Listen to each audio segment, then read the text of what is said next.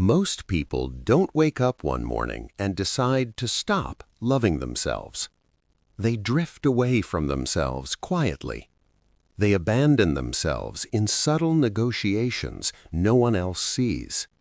They lose self-trust when they say yes after meaning no, when they scroll instead of build, when they react and regret, when they tolerate disrespect, when they promise change and break that promise again. And here is the uncomfortable truth. Self-love is not destroyed by failure. It is destroyed by self-betrayal. That is why Stoicism matters now more than ever. Not because it makes you cold, not because it suppresses emotion, but because it builds inner authority. Marcus Aurelius ruled an empire, yet he wrote private reminders to himself about discipline and restraint. Epictetus was born a slave, yet mastered something more powerful than freedom, his own mind. Seneca advised emperors, yet reminded himself daily that character is the only real possession. And here at Sculpted Grace, we are not here for surface-level motivation. We are here to sculpt character, to build strength beneath the surface, to create self-love rooted in discipline, not dopamine. Today, we go deeper. 8 Stoic self-care habits. Fully expanded, fully practical, fully transformative. Take a breath and say it quietly to yourself. I refuse to betray myself. Let's begin. 1. Live by virtue, not emotion. Most people surrender their day before it even begins. If they feel inspired, they act. If they feel tired, they retreat. If they feel insecure, they seek reassurance. If they feel offended, they retaliate. Their behavior becomes a negotiation with temporary emotion. And this is where self-love erodes. Not in dramatic collapse, but in subtle compromise. You promise to train, but you don't feel like it. You promise to stay calm, but anger feels justified. You promise to avoid gossip, but participation feels socially safe. Every time emotion overrides principle, identity weakens. And when identity weakens, confidence follows. Because deep down, you know you are inconsistent. Stoicism replaces emotional decision-making with virtue-driven action. The 4 cardinal virtues become your compass. Wisdom. What is objectively right? Courage. Act despite discomfort. Justice. Behave fairly and honorably. Temperance. Restrain excess and impulse. Imagine receiving harsh criticism. Emotion says defend yourself immediately. Virtue says pause. Evaluate. Respond with dignity. Imagine feeling unmotivated. Emotion says rest. Courage says act anyway. Over time, acting from virtue stabilizes identity. You become someone who moves based on principles, not moods. And stability is the foundation of self-love. Powerline. Feelings fluctuate. Virtue stabilizes. 2. Master the dichotomy of control. One of the fastest ways to destroy self-love is to exhaust yourself trying to control what was never yours. You try to control how others perceive you. You replay conversations. You rehearse imaginary futures. You grip outcomes before they happen. Anxiety grows not because life is unbearable, but because you are holding what you cannot command. Epictetus taught that freedom begins the moment you distinguish between what is within your control and what is not. Your thoughts, your choices, your actions, these belong to you. Reputation, praise, rejection, timing, external events, These do not. Imagine applying for a job. You control preparation, effort, punctuality. You do not control the hiring decision. If rejected, your dignity remains intact if you gave your best. But if you obsess over the result, your peace collapses. Practice this daily. When frustration arises, ask, "Is this mine?" If yes, take responsibility. If no, release it. This mental filter protects enormous energy. It strengthens self-trust. It creates emotional stability rooted in reality instead of illusion. Power line. Own your effort, release the outcome. 3. The sacred pause before reaction. Self-love often disappears in seconds. A sharp reply, an impulsive message, a defensive tone. Anger feels powerful in the moment. Regret arrives quietly later.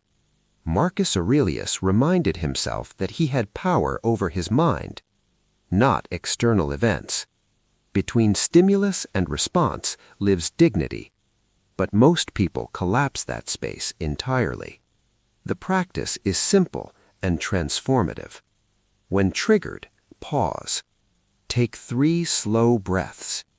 Ask, what story am I telling myself right now? Is this insult truly harmful? Or is my ego wounded? Is this delay catastrophic? Or merely inconvenient? By inserting space, you reclaim authorship over your behavior. Imagine someone criticizing your idea publicly. Immediate reaction escalates tension. A pause allows a measured response. Imagine someone ignores your message. Instead of assuming disrespect, you choose patience. Over time, this pause becomes automatic.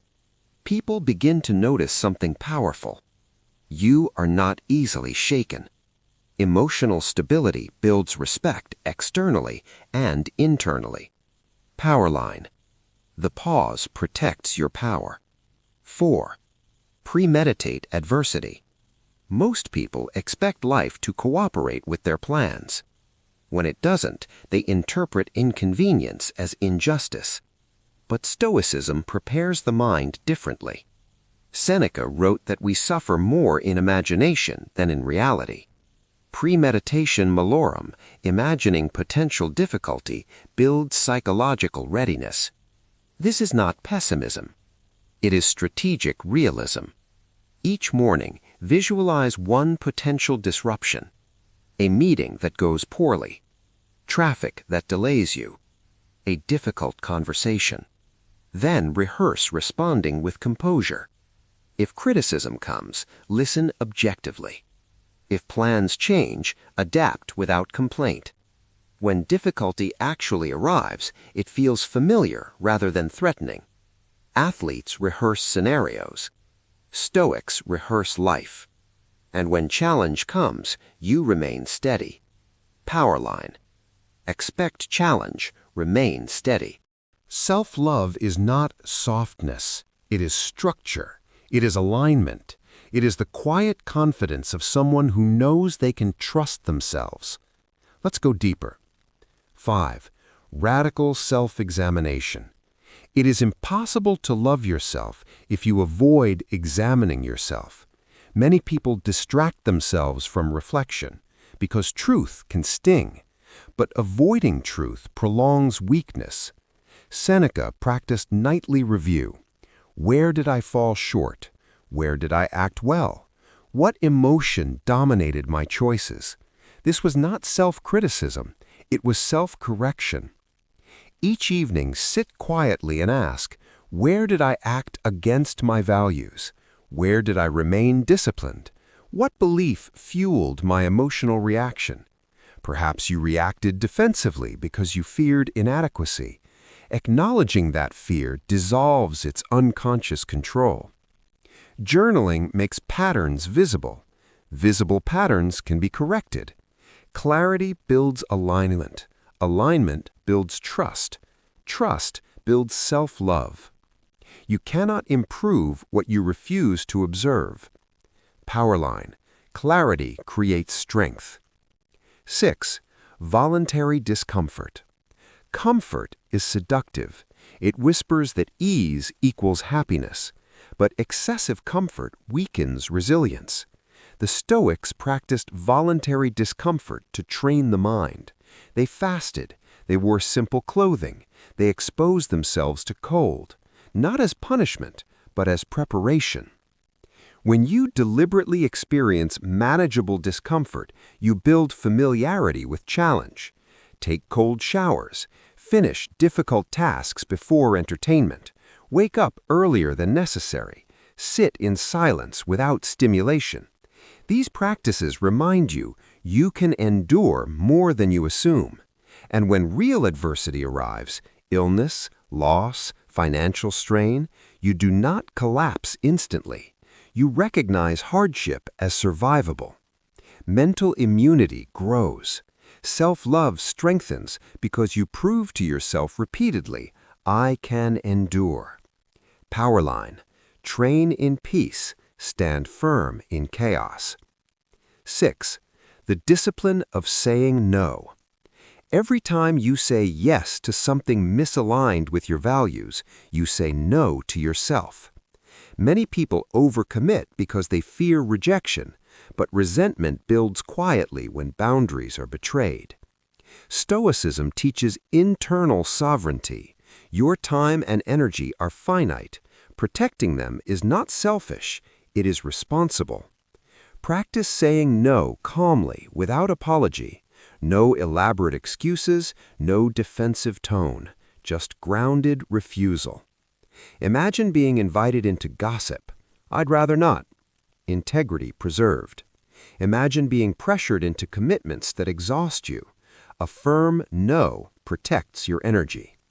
Over time, boundaries clarify identity. Others adapt to how you present yourself, and you begin to trust your limits. Self-love grows because self-respect grows. Powerline. Boundaries protect dignity. 8. Remember mortality. Nothing sharpens self-love than remembering time is limited.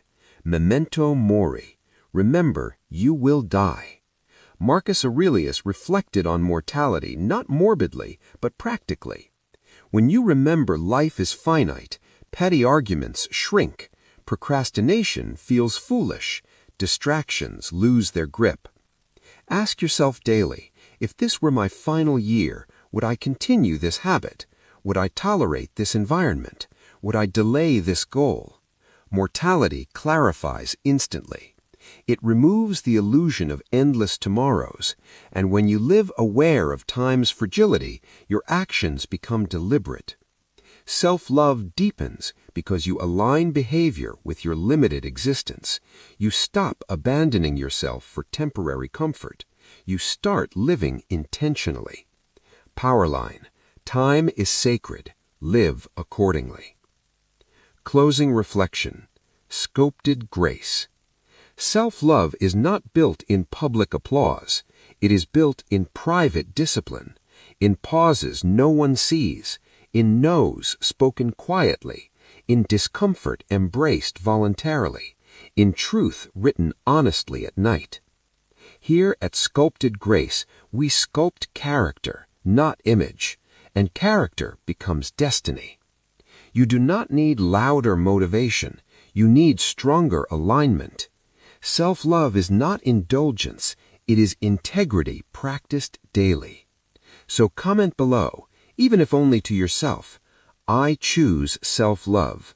I refuse to abandon myself again. And begin living like someone who is unstoppable.